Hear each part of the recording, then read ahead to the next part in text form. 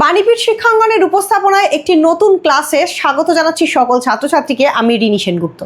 আজকের ক্লাসটা তাদের জন্য প্রযোজ্য যাদের পাঠ্যে কোথাও না কোথাও কোনো না কোনোভাবে বৈষ্ণব পদাবলী টপিকটা পাঠ্য হিসেবে রয়েছে।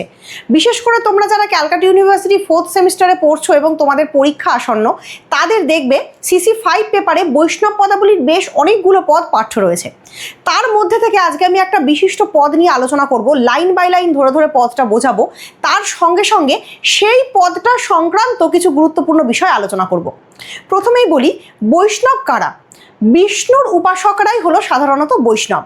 তো বিষ্ণুর উপাসকদের মধ্যে বিশেষ করে আবার শ্রীকৃষ্ণের একটা মাহাত্ম্য সুনিশ্চিত হয়ে রয়েছে।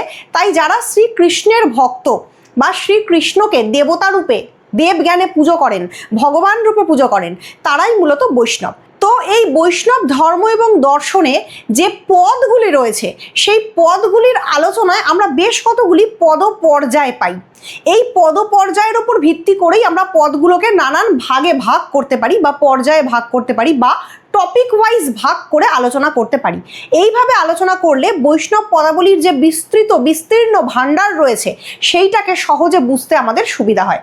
তো আজকে সেই রকমই একটা পর্যায়ের বিশিষ্ট একটা পদ নিয়ে আলোচনা করব, যে পদটার টাইটেল বা হেডিং যেটা রয়েছে সেটা হলো মন্দির বাহির কঠিন কপাট।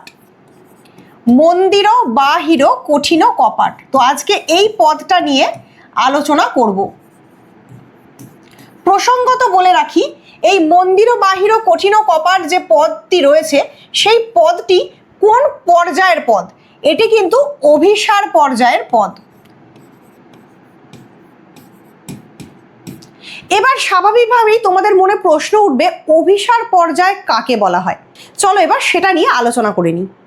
অভিসার বলতে আমরা সাধারণত এমন একটা পর্যায়কে বুঝি যেখানে নায়কের প্রতি অনুরাগ হেতু নায়িকা অথবা নায়িকার প্রতি অনুরাগ হেতু নায়ক, অর্থাৎ নায়ক এবং নায়িকা উভয়ের প্রতি প্রেম বশত, অনুরাগ বশত, ভালোবাসা বশত উভয়ের সঙ্গে মিলিত হবার স্বার্থে বা মিলিত হবার উদ্দেশ্যে পূর্ব নির্দিষ্ট সংকেত কুঞ্জে সকল বিঘ্ন বিপদ পথের বাধা অতিক্রম করে লোকলজ্জা ত্যাগ করে উভয়ের কাছে পৌঁছতে চায় এবং পৌঁছতে চাওয়ার জন্য যে জটিল কঠিন পথটা তারা অতিক্রম করে, সেই পথ চলাটাকে আমরা বলছি অভিসার।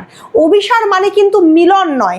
অভিসার মানে কিন্তু নায়ক মিলনের হেতু নায়িকার কাছে পৌঁছে গেল বা নায়িকা মিলনের হেতু নায়কের কাছে সংকেত কুঞ্জে পৌঁছে গেল, সেইটা অভিসার নয়। মিলনের পূর্ববর্তী অবস্থা, অর্থাৎ নায়কের কাছে পৌঁছানোর জন্য নায়িকার যে কৃচ্ছ সাধন অথবা নায়িকার কাছে পৌঁছানোর জন্য নায়কের যে পথ চলা, সেই পথ চলাটাকে আমরা বলবো অভিসার। বৈষ্ণব পদাবলীতে শ্রীকৃষ্ণ এবং শ্রী রাধিকা উভয়ের অভিসারই গুরুত্ব পেয়েছে, তবে বিশেষ করে শ্রী রাধিকার অভিসার এখানে বেশি করে গুরুত্ব পেয়েছে। অভিসারিকা নায়িকার সংজ্ঞায় বলা হয়, যা ভিসারয়তে কান্তং স্বয়ং বা ভিসারত্বপি সা জ্যোৎস্নি তামসী জান ও যজ্ঞা বেশাভিসারিকা।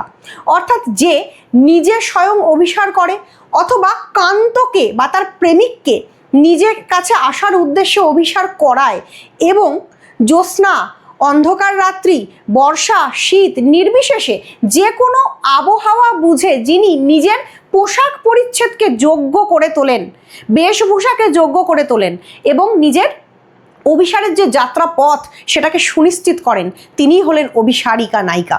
তো এই অভিসারিকা নায়িকার অভিসারের যে কঠোর কৃচ্ছ সাধন বা কষ্ট করে প্রেমের পথে যে চালিত হওয়া, সেই সংক্রান্ত একটি বিখ্যাত পদ হলো মন্দির বাহির কঠিন কপাট চলইতে শঙ্কিল পঙ্কিল বাট।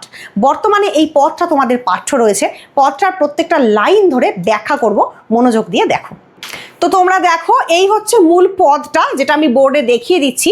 তো মূল পদটা দেখে দেখে মানে বুঝে নাও, তাহলে পরীক্ষার সময় কিন্তু যে কোনো প্রশ্ন এলে এই পদটা থেকে অ্যান্সার করতে সুবিধা হবে। তো এই পদটি অভিসার পর্যায়ের পদ হলেও যদি বিশেষ করে আমরা পদটিকে দেখতে যাই, তাহলে এই পদটার মধ্যে আমরা দেখতে পাবো বাদল ও দোলের কথা আছে, বাড়ি কি বারোই নীল নিচল অর্থাৎ বৃষ্টির কথা আছে। তাই স্বাভাবিকভাবেই আমরা বুঝতে পারছি এটি একটি বর্ষাভিসারের পদ। অভিসারের বিশেষ একটি ভাগ বর্ষাভিসার। তো এই মন্দির বাহির কঠিন কপাটটি বর্ষাভিসার পর্যায়ের পদ, অর্থাৎ অভিসারের মধ্যেও বর্ষাকালীন অভিসার এখানে বর্ণনা করা হচ্ছে। পদটার মধ্যে আমরা দেখছি শ্রী রাধিকা শ্রীকৃষ্ণের উদ্দেশ্যে গমন করছেন বা শ্রীকৃষ্ণের উদ্দেশ্যে অভিসারে যাচ্ছেন, কিন্তু সেই মুহূর্তে শ্রী রাধিকার সখী এসে তাকে সচেতন করছেন প্রকৃতির তাণ্ডব লীলা বিষয়ে। সখী বলছেন, হে রাধিকা, আজকে বহিঃপ্রকৃতি বর্ষাতে মাতোয়ারা হয়ে উঠেছে। এতটাই বর্ষার প্রকোপ যে রাস্তায় বেরোনো যাচ্ছে না, চারিদিকে বাজ পড়ছে, প্রচণ্ড খারাপ ওয়েদার বা আবহাওয়া। এই রকম আবহাওয়াতে তুমি যদি বাড়ির বাইরে বেরো তাহলে তোমার প্রাণ সংশয় হতে পারে, জীবনহানি হতে পারে। তুমি কিভাবে অভিসার করবে? কিন্তু শ্রী রাধিকা, যিনি কিনা শ্রীকৃষ্ণের কাছে যাওয়ার জন্য প্রস্তুত হয়ে গেছেন, তার কাছে কোনো বাধাই কিন্তু বাধা নয়। তাই পদটা শুরুতে দেখো কি বলা হচ্ছে, মন্দির বাহির কঠিন কপাট চলইতে শঙ্কিল পঙ্কিল বাট। সখী রাধিকাকে বলছেন মন্দিরের বাইরে, এখানে মন্দির শব্দের অর্থ হচ্ছে গৃহ। এখানে মন্দির শব্দের অর্থ গৃহ বা ঘর বা বাড়ি। বর্তমানে আমরা যেমন মন্দির বলতে পার্টিকুলার দেবালয়কে বুঝি, অর্থাৎ দেবতারা যেখানে থাকেন সেটা মন্দির, কিন্তু আগে পূর্বে মন্দির বলতে যে কোনো গৃহকে বোঝানো হতো। যেমন শয়ন মন্দির অর্থাৎ শোয়ার ঘর, নাট মন্দির যেখানে নৃত্য গীত হয় এরকম ঘর বা স্থান বা জায়গা। তো দেবালয়কে বলা হতো দেব মন্দির, অর্থাৎ মন্দির শব্দটার মানে কিন্তু তখন শুধুমাত্র দেবালয় ছিল না, মন্দির শব্দের মানে ছিল যে কোনো রকম গৃহ। তো এখানে বলা হচ্ছে মন্দির বাহির কঠিন কপাট, অর্থাৎ ঘরের বাইরে গেলেই কঠিন কপাট তোমাকে অতিক্রম করতে হবে। এই কঠিন কপাট শুধুমাত্র কিন্তু কাঠের দরজা নয়, এই কঠিন কপাট যেন প্রকৃতপক্ষে একজন নারীর লজ্জা, সম্মান, সম্ভ্রমের প্রতীক। অর্থাৎ একজন নারী যখন তার বাড়ির দরজা অতিক্রম করে রাস্তায় বেরোয়, তখন সে কিন্তু প্রকৃতপক্ষে তার পরিবারের মান সম্মান, তার নিজের মর্যাদাটাও সঙ্গে করে নিয়ে যায়। তো এখানে প্রকৃতপক্ষে সখী শ্রী রাধিকাকে বলছেন যে মন্দির বাহির কঠিন কপাট, অর্থাৎ বাড়ির বাইরের কঠিন কপাট তুমি অতিক্রম করে যাবে, তারপর যে তুমি পথে বেরোবে সেই পথ কিন্তু খুব একটা সহজ নয়। তাই সেই পথের বর্ণনায় সখী বলছেন চলইতে শঙ্কিল পঙ্কিল বাট, অর্থাৎ তুমি যে সেই পথ দিয়ে চলবে সেই পথটা শঙ্কায় পরিপূর্ণ, বিপদে পরিপূর্ণ, ভয়ে পরিপূর্ণ। এবং সেই বিপদ শঙ্কা ভয়ই যে শুধু আছে পথে তাই নয়, পথটা কাদায় পরিপূর্ণ। পঙ্কিল বাট মানে পঙ্কযুক্ত, কাদাযুক্ত, কর্দমাক্ত, কারণ এটা বর্ষাকাল। প্রথমেই বলেছি এটা বর্ষাভিসারের পদ। তো বর্ষাকালে কন্টিনিউ বৃষ্টি হচ্ছে, সমানে বৃষ্টি হচ্ছে। তো সেই বৃষ্টির মধ্যে পথ ঘাট কাদায় পরিপূর্ণ, পাকে পরিপূর্ণ হয়ে রয়েছে। তো সেই রকম পথের ওপর দিয়ে তোমাকে কিন্তু যেতে হবে হে সখী, হে শ্রী রাধিকা। তহি অতি দূরতর বা দুতর বাদল দোল, তার মধ্যে খুব দুস্তর, খুব বিপদে পরিপূর্ণ বাদল চলছে, মানে বর্ষা বৃষ্টি হচ্ছে, মেঘ করে আছে, প্রচণ্ড পরিমাণে বৃষ্টির ঘন ঘটা, সেটা দুস্তর মানে পার করা কঠিন। বাড়ি কি বারোই নীল নিচল, তোমার নীল আঁচল দিয়ে কি তুমি এই বাড়িকে বা এই প্রচণ্ড বৃষ্টিকে কখনোই আটকাতে পারবে? এখানে যেন সখী প্রকৃতপক্ষে শ্রী রাধিকাকে প্রশ্ন করছেন, শ্রী রাধিকাকে সচেতন করছেন যে হে শ্রী রাধিকা, তুমি কি তোমার নীল আঁচল দিয়ে নিজেকে ঢাকতে পারবে, এই বৃষ্টির হাত থেকে নিজেকে বাঁচাতে পারবে? এবং ওই নীল আঁচল দিয়ে তুমি কি তোমার সম্মান, সম্ভ্রম সমস্ত কিছুকে আবৃত করতে পারবে? এই প্রশ্নগুলো সখী করছেন। সুন্দরী কইছে করবি অভিসার, এখানে সুন্দরী কে? এখানে সুন্দরী অবশ্যই শ্রী রাধিকা। এখানে সুন্দরী শ্রী রাধিকা, সেই শ্রী রাধিকাকে বলা হচ্ছে কইছে কিভাবে তুমি অভিসার করবে। সুন্দরী কইছে করবি অভিসার, হে সুন্দরী শ্রী রাধিকা তুমি কিভাবে অভিসার করবে?